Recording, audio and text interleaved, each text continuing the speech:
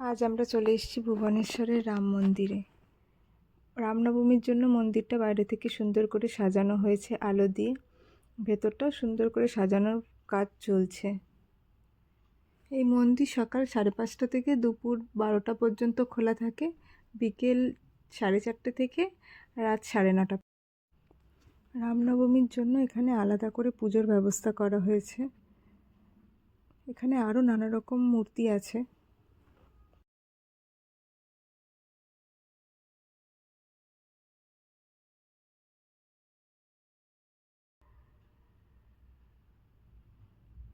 ও তৃষণা এখানে তাপ নিচ্ছে।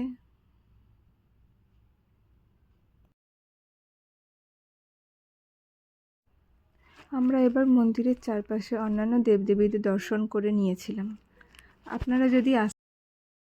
আপনারা যদি এখানে আসতে চান তাহলে সন্ধ্যের সময়টি সবচেয়ে ভালো।